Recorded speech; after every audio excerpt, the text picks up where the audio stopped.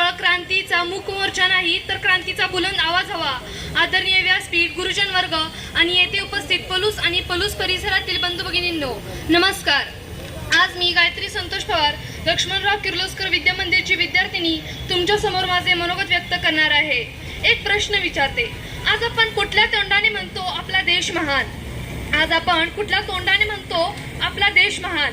ज्या देशात एक बाप आपल्या मुलीला रात्री 8 वाजल्यानंतर घरी बाहेर पाठवायला घाबरतो, तो महान देश कसला?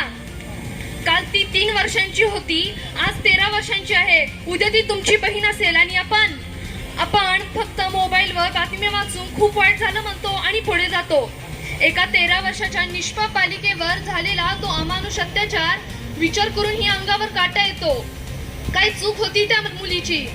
माणुसकीला काळीमा फासणाऱ्या त्या घटनेने अख्खा भारत देश हादरला आहे. आता समाजाने ठरवायचं आहे, मुलीला घरात बस म्हणायचं नाही तर गुंडाला घराबाहेर पडून दाखव म्हणायचं आहे. मुलींनो, स्वतःच्या सुरक्षेसाठी तुम्हाला वाघीण व्हावे लागेल. चला, या पलूसच्या मूकमोर्चातून सर्वांना दाखवून देऊया की आम्ही आमच्या बहिणींना न्याय मिळेपर्यंत गप्प बसणार नाही. आणि बहिणींनो, लक्षात ठेवा, तुम्ही अबला नाही, दुर्गा शक्ती आहात, आदिशक्ती आहात. आदिशक्ती काय करते हे तुम्हाला माहीतच आहे. त्यामुळे डोके उंच करून जगा आणि ताठ मानेने जगा. जय हिंद, जय महाराष्ट्र. धन्यवाद.